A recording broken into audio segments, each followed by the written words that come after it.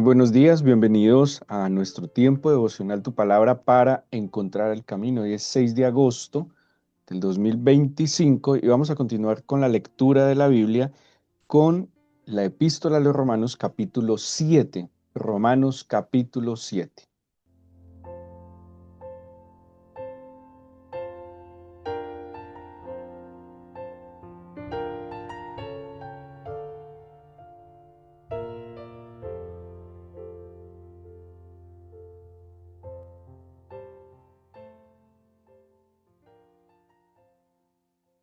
La lectura de hoy y de mañana en que nos corresponde nuestra guía devocional, se podría decir que es como una lectura que contrasta. El capítulo 7 presenta un conflicto que tiene San Pablo y el capítulo 8 nos presenta la respuesta que tuvo San Pablo en el Señor. Bueno, empieza el capítulo 7 con una analogía sobre el matrimonio, em, explicando que la mujer está ligada a un pacto con su marido y que por eso pues está, digámoslo así, sujeta bajo unos parámetros, pero que si este marido muere, pues ella queda libre de esos compromisos. Y es como si la muerte anulara los contratos en todo el sentido de la palabra.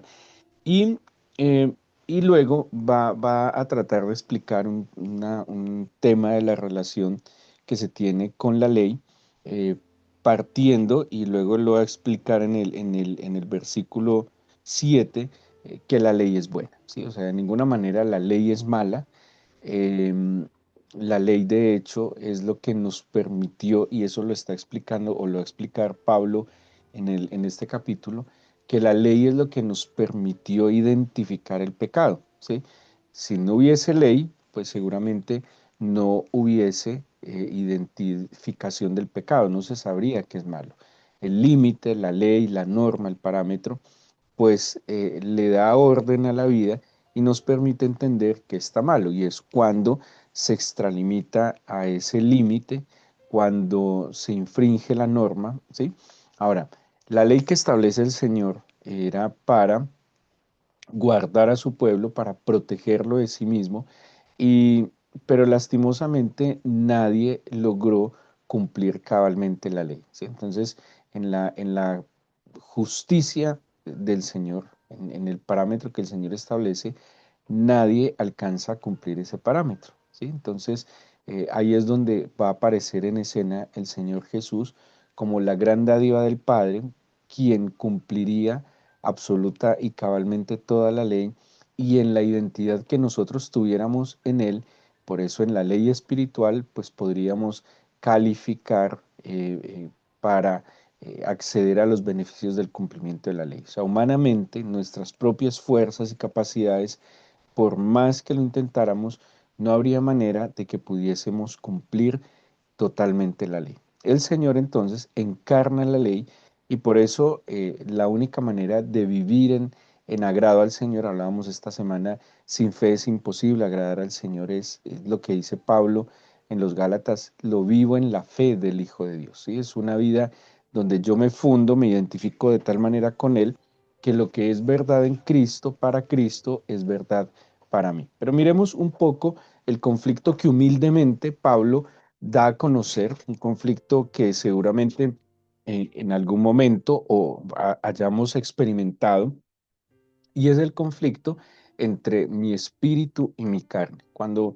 Pablo habla de la carne, no está hablando solamente del cuerpo, sino de esa inclinación a lo que va contrario al espíritu. O sea que la carne abarcaría también la parte psicológica, la parte emocional, la parte intelectual, porque él lo describe como esa parte de mi ser que me inclina a contradecir el espíritu, ¿sí? Entonces la carne va a abarcar no solo el cuerpo, sino también incluso la parte psicológica, el alma. Es un juego de palabras un poco, eh, va a sonar como enredado, complicado, pero Pablo está tratando de describir una experiencia que, de nuevo, es muy posible que en algún momento nosotros hayamos experimentado. Entonces dice el versículo 7, ya pasamos de la analogía del matrimonio, capítulo 7, versículo 7. Ojalá nos puedan acompañar en la lectura para que puedan tener una mejor comprensión.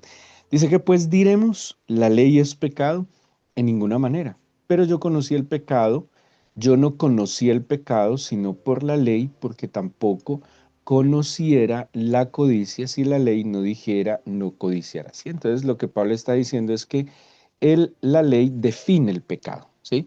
Antes de la ley, pues el hombre simplemente se comportaba por sus impulsos, por sus inclinaciones, pero como no estaba normalizado, o sea, no había una norma, pues simplemente no sabía, no estaba infringiendo ninguna norma. Entonces, por eso él dice, el pecado a causa de la ley es que yo sé que esto es pecado, que codiciar este es pecado. Lo que está diciendo de nuevo entonces es que la ley define el pecado, ¿sí? La ley conceptualiza el pecado, lo que está diciendo San Pablo acá.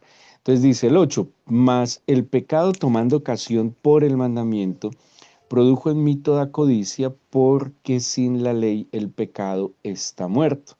Y yo sin la ley vivía en un tiempo, pero venido el mandamiento, el pecado revivió y yo morí. ¿Sí? Entonces, cuando se establece la ley, él identifica que lo que su comportamiento era un comportamiento negativo y pues simplemente su ser está desbocado hacia ese comportamiento y entiende que está infringiendo las leyes espirituales y que eso trae obviamente la muerte. Lo dice Pablo más atrás en el capítulo 3, por cuanto todos pecaron, están destituidos de la gloria de Dios, dice en el capítulo 6, porque la paga del pecado es la muerte.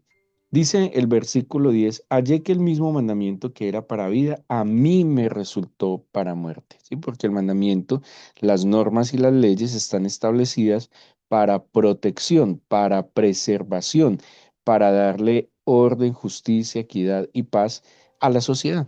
Pero Pablo percibió que esa ley, que él no podía cumplir, esa ley que estaba infringiendo, pues obviamente él experimentaba las consecuencias del incumplimiento de esa ley. Dice entonces más adelante, y hallé que el nuevo mandamiento, que era para vida, a mí me resultó para muerte el 11, porque el pecado, tomando ocasión por el mandamiento, me engañó y por él me mató. De manera que la ley a la verdad es santa y el mandamiento santo, justo y bueno. O sea, de ninguna manera, y esto lo está diciendo San Pablo, Nuevo Testamento, el apóstol de la gracia, que como algunos lo mencionan, de ninguna manera está diciendo que la ley es mala. De hecho, está diciendo que la ley es santa, es buena, es justa, ¿sí? O sea, la ley de ninguna manera es mala. El problema no es la ley, porque la ley está estableciendo lo que es bueno, lo que es justo, lo que es verdadero, lo que es recto. Eso es lo que está haciendo la ley. Y no es mala, y él lo dice, de hecho es justo, es bueno y es santo. El problema está en nosotros que no tenemos la capacidad de cumplir la ley, ¿sí? Es como una inclinación lamentable que tiene el ser humano de contradecir la norma, de contradecir la ley espiritual. Bueno, la ley espiritual y todas las leyes. Generalmente nos dicen límite de velocidad 90 y nos pica a ponerlo, a irnos a 100. Y seguro que si lo pusieran a 100, pues quisiéramos ir a 110. Sí, porque hay una inclinación, una tendencia en el ser humano a transgredir. Eso es lo que algunos llaman esa herencia que traemos desde Adán y Eva, que se inclina a contradecir la ley. Sí, pero de nuevo, la ley no es mala, la ley por el contrario es buena, la ley es verdadera y la ley es santa. Y dice el versículo 14, entonces, 13, perdón. Luego lo que es bueno vino a ser muerte para mí en ninguna manera, sino que el pecado, para mostrarse pecado, produjo en mí la muerte por medio de lo que es bueno, a fin de que por el mandamiento el pecado llegase a ser sobremanera pecaminoso. Y aquí empieza entonces Pablo a contarnos su experiencia o a detallarla de esa batalla, esa lucha espiritual que él está librando. Dice, porque sabemos que la ley es espiritual, mas yo soy carnal vendido al pecado. Versículo 15. Porque lo que hago no lo entiendo, pues no hago lo que quiero, sino lo que aborrezco, eso hago. Y si lo que no quiero, esto hago, apruebo que la ley es buena. De manera que ya no soy yo quien hace aquello, sino el pecado que mora en mí. Y yo sé que en mí, esto es, en mi carne, no mora el bien, porque el querer el bien está en mí, pero no el hacerlo. Porque no hago el bien que quiero, sino el mal que no quiero, eso hago. Y si hago lo que no quiero, ya no lo hago yo, sino el pecado que mora en mí. Bueno, esto es un juego de palabras que suena un poco complicado, un poco enredado, pero Pablo, de la mejor manera posible, nos está explicando una experiencia que tal vez nosotros como creyentes hemos tenido o podemos estar viviendo. E implica que hay una naturaleza en nosotros, ¿sí? En una definición del pecado, creo que es Josh McDowell o el reverendo Scofield, cuando define el pecado como en tres implicaciones del pecado, ¿sí? El pecado como un estado que tiene que ver con la condición en la que todo el ser humano nace, que es apartado del Señor, ¿sí? O sea, el ser humano nace sin conciencia clara del Señor, ¿sí? Tiene, digámoslo así, un área espiritual, pero está deshabilitada. Y ese estado de pecado es quitado cuando una persona reconoce a Jesucristo como Señor y Salvador y entiende que Él es el camino al Padre, ¿sí? Que Él es, digámoslo, de alguna manera el puente que tiende el Padre para que nos acerquemos a Él. Pero el pecado tiene otras dos implicaciones y podríamos decirlo o definiciones, y una tiene que ver con la naturaleza pecaminosa o esa inclinación que está en cada uno de nosotros hacia el pecado. Esa naturaleza es diferente, es particular, es singular y tiene que ver, algunos explican, algunas hipótesis dicen que hay un componente genético o hereditario, ¿sí? Que hay una inclinación heredada, algunos lo mencionan como maldiciones generacionales, y que esa inclinación pecaminosa pues va a dar como resultado actos de pecado. Entonces viene la tercera implicación que es el acto de pecado. O sea, y yo uso siempre una analogía con un árbol, que la naturaleza pecaminosa es un árbol, ¿sí? Y ese árbol va a dar unos frutos y esos frutos serían entonces los actos de pecado. Entonces, para poner un ejemplo, hay una naturaleza pecaminosa inclinada, que digo yo, a la ira, a la contienda, ¿sí? O sea, hay una naturaleza pecaminosa que está inclinada como a la violencia, a la ira, a la contienda. Cuál fruto sería uno que diera de esa naturaleza? No sé, un grito, un golpe, un maltrato y otras conductas obviamente mucho más violentas y agresivas. Entonces cada uno tiene una inclinación, es diferente. Algunos tienen una inclinación respecto a lo material, una inclinación respecto a las impurezas sexuales, otra orientación de pronto al tema de genio o de temperamento, de carácter, ¿sí? Cada uno tiene una naturaleza que tiene que ver, de nuevo, uno, con un componente hereditario de su entorno familiar o incluso genético, que algunos lo atribuyen, pero también del entorno en que se cría, ¿sí? Alguien puede tener, no sé, una inclinación, una naturaleza pecaminosa movido en la pereza, en la negligencia, en el desánimo, como en la tristeza, en la depresión, pero puede ser criado en un entorno donde hay disciplina, donde hay esfuerzo, donde hay valentía, y de alguna manera esa condición natural puede ser influenciada de manera que le equilibra un poco, ¿sí? Pero inmediatamente esa naturaleza tiene como un contacto o un estímulo externo, se va a disparar. Entonces, Pablo está diciendo, yo tengo una inclinación. Y esa inclinación da unos frutos y esos frutos son los que me generan en mí esa sensación de muerte. O sea, el pecado mora en mí. Eso es lo que está diciendo Pablo. El pecado mora en mí porque hay una naturaleza en mí que me lleva a actuar en contra de la ley espiritual. Yo no quiero actuar así. Y es lo que dice, es que yo no quiero actuar así. Yo no quiero, por poner un ejemplo, yo no quiero explotar de ira, yo no quiero mentir, yo no quiero ser deshonesto, yo no quiero vivir siempre en la pereza, el caos y el desorden, pero hay algo que me lleva a eso. Si es una lucha que él está librando, ¿sí ven? Entonces viene y eso es lo que va a ir disertando él, lamentándose por esa inclinación que él tiene. Y es donde va a aparecer el capítulo 8, ¿sí? Y no quiero centrarme más por el tiempo en el 7, simplemente hay una lucha interna por una naturaleza, una inclinación. Él dice el pecado que mora en mí, que lo lleva a actuar en contra de la ley espiritual. Pero en el capítulo 8, Pablo nos da a entender también su verdad, su realidad, su respuesta, y es la vida en el espíritu. Y podríamos decir, de alguna manera, que cuando una persona se encuentra con Jesús y lo reconoce como su Señor y Salvador, le está pidiendo que tome su vida, que tome el control de su vida, que se siente en el trono de su corazón, podríamos, continuando esta analogía, pensar que en esa persona se planta una nueva naturaleza, ¿sí? Es como si tuviéramos en un corazón, en el corazón un arbolito que es una naturaleza pecaminosa y da frutos porque ha estado alimentado durante toda la vida. Pero cuando nos encontramos con el Señor, es como si en nosotros se sembrara una nueva semilla que va a dar un nuevo árbol y ese árbol tiene una naturaleza diferente, contraria con la que nosotros nacimos.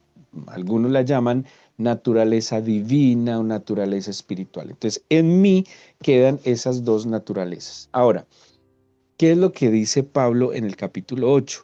¿Qué hacer con esa naturaleza? Yo en algún momento, por un acto de fe, de la fe que me concedió el Señor, creí en Él, lo acepté, le dije que perdonara mis pecados, que estaba arrepentido de mis pecados, que entrara en mi vida porque no, la transformación no va a venir en una oración puntual, sino en un proceso de caminar con el Señor y de alimentar esa nueva naturaleza para que dé otros frutos. Gálatas 5 nos menciona claramente que hay unos frutos de esa naturaleza pecaminosa y hay unos frutos o ese fruto de esa naturaleza divina. Ahora, ¿qué hace usted con dos árboles? Uno bueno y uno malo. El árbol malo produce malos frutos, dice la Biblia. El árbol bueno produce buenos frutos. ¿Cuál es la vía para que el árbol o cualquiera de los dos árboles dé fruto y fruto abundante? Cuídelo, abónelo, ocúpese de él. Y es lo que Pablo empieza a decir en el capítulo 8. Y voy a leerlos y espero que hoy y mañana no tenemos devocional online porque mañana es festivo y tenemos otras actividades, pero pues para que lo tengan en cuenta en su lectura. Y dice así, el capítulo 8. Ninguna condenación hay para los que están en Cristo Jesús, los que no andan conforme a la carne, sino conforme al Espíritu. Aquí nos está dando ya una guía, una orientación de cómo ocuparse más de esa nueva naturaleza espiritual o divina y descuidar un poco esa otra naturaleza pecaminosa que está mencionando en el capítulo 7. Y dice, andar en el espíritu, no conforme a la carne. Dice 2, porque la ley del espíritu de vida en Cristo Jesús me ha librado de la ley del pecado y de la muerte. Porque lo que era imposible para la ley por cuanto era débil por la carne, Dios enviando a su Hijo en semejanza de carne de pecado y a causa del pecado, condenó el pecado de la carne, para que la justicia de la ley se cumpliese en nosotros, que no andamos conforme a la carne, sino conforme al Espíritu. Entonces, vamos a ver cuatro cosas, bueno, cinco cosas rápidas por el tiempo que nos van a ayudar a fortalecer en nosotros esa naturaleza divina para que dé el fruto, como dice Gálatas 5:22, amor, gozo, paz, paciencia, humildad, benignidad, y se debilite esa naturaleza pecaminosa que Gálatas 5 también dice que tiene unos frutos, dice borracheras, impurezas, iras, contiendas, disensiones, son obras completamente opuestas. Entonces, depende del fruto que usted quiera, pues cuide el árbol que va a dar ese fruto, ¿sí? De acuerdo a los resultados que usted quiera en su vida, ocúpese de esa naturaleza en usted. Entonces, primero andar en el espíritu. Luego va a aparecer el versículo 5 donde dice, de nuevo, andar en el espíritu. Uno, dos, versículo 5, 8:5 estoy. Porque los que son de la carne piensan en las cosas de la carne, pero los que son del espíritu piensan en las cosas del espíritu. Entonces, andar en el espíritu, pensar en las cosas del espíritu. 6, porque el ocuparse de la carne es muerte, pero el ocuparse del espíritu es vida y paz. Entonces tenemos andar en el espíritu, pensar en el espíritu, ocuparse en el espíritu. Más adelante dice el 7, por cuanto los designios de la carne son enemistad contra Dios, porque no se sujetan a la ley de Dios, ni tampoco pueden, y los que viven según la carne no pueden agradar a Dios, mas vosotros vivís según la carne, sino, perdón, no vivís según la carne, sino según el Espíritu, si es que el Espíritu de Dios mora en vosotros. Entonces tenemos andar en el Espíritu conforme al Espíritu, pensar en las cosas del Espíritu, ocuparse del Espíritu, vivir según el Espíritu. Dice el versículo 12, así que hermanos, deudores somos no a la carne, para que vivamos conforme a la carne, sino que somos es deudores al Espíritu. O sea, mi salvación, mi bienestar viene por el Espíritu. Entonces, si yo sé que soy deudor al Espíritu del Señor, pues procuraré estar al día y ponerme a cuentas.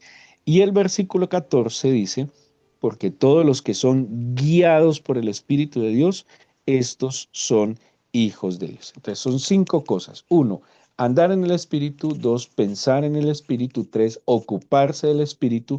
Cuatro, vivir según el Espíritu. Cinco, ser guiados por el Espíritu. ¿Sí? De esa manera, entonces, es que Pablo entendió y pudo contrarrestar esa experiencia negativa que está describiendo en el capítulo 7, donde dice, lo que hago no lo entiendo, porque no hago el bien que quiero, sino el mal que no quiero, eso hago. Y en el 8 dice, claro, la clave cuál es, tengo que ocuparme del Espíritu, tengo que vivir por el Espíritu, tengo que ser guiado por el Espíritu, tengo que pensar en el Espíritu, ¿sí? El ocuparse. Entonces, si usted, que es una manera equivocada de, digámoslo así, de mejorar en la vida, cuando usted se ocupa de ese árbol, de esa naturaleza pecaminosa, entonces dice, ah, yo soy mentiroso, ah, yo eh, no puedo con estos impulsos, con estos deseos, no. Entonces empieza a decir, como Pablo decía, miserable de mí, ¿sí?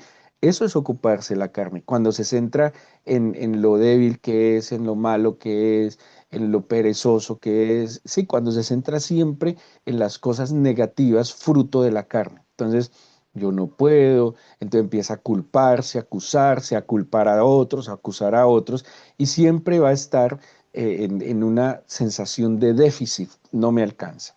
Eso es ocuparse de la carne. La culpa termina siendo uno ocuparse de la carne, porque siempre está viendo lo malo, lo que no funciona, yo nací para esto, yo no me merezco esto, ¿sí? Pero el ocuparse del espíritu es ocuparse también de las verdades divinas.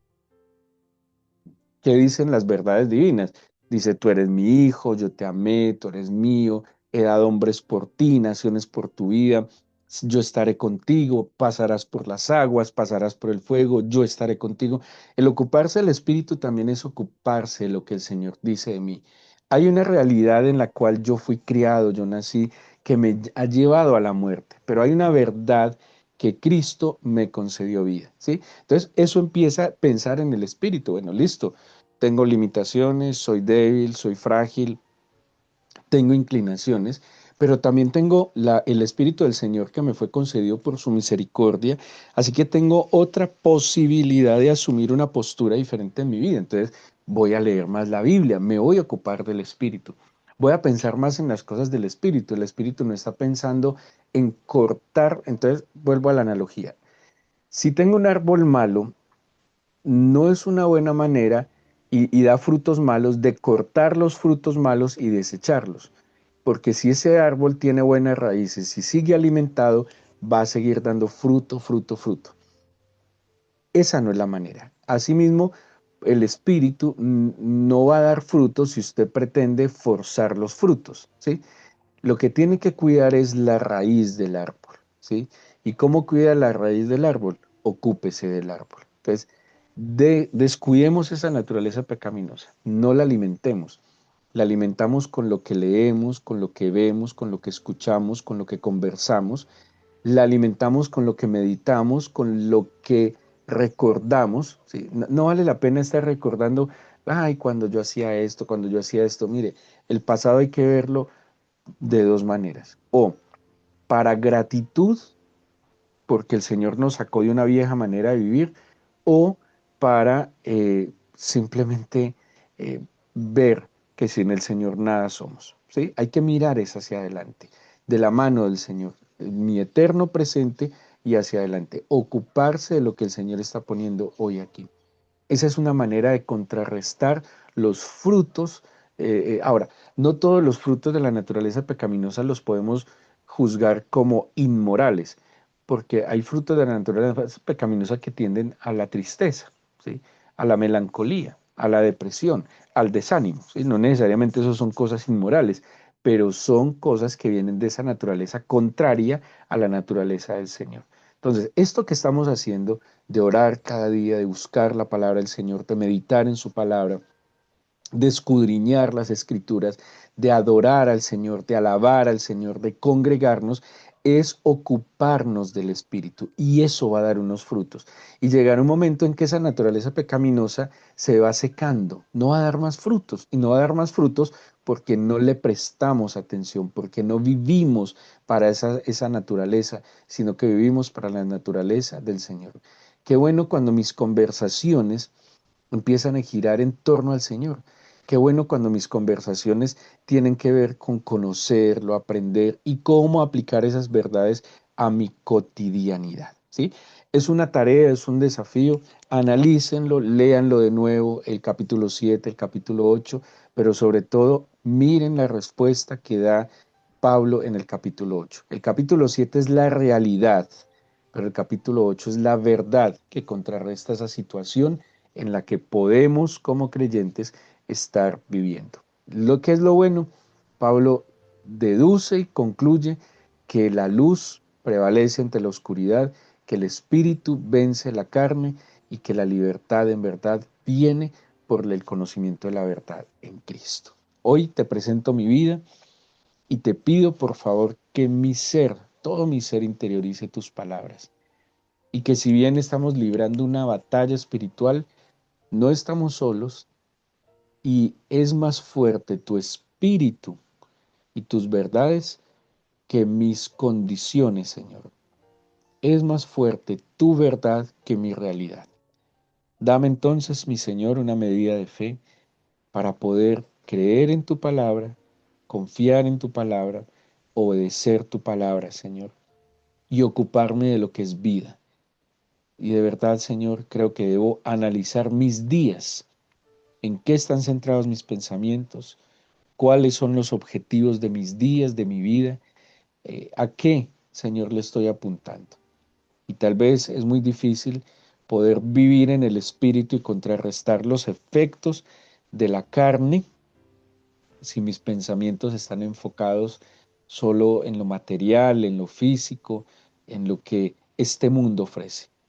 Permíteme trascender, mirar más allá y entender que esa batalla tú ya la libraste, ya venciste y que ahora nos corresponde a nosotros en fe vivir en el Espíritu para experimentar esa victoria permanente. Por eso dice tu palabra, en Cristo somos más que vencedores. Danos tu bendición, Señor, y permite que asimilemos estas palabras, las guardemos profundamente en el corazón y que en nosotros dé un fruto abundante. Gracias por estar en medio de nosotros y porque nos permites orarte en el nombre de Jesús. Amén.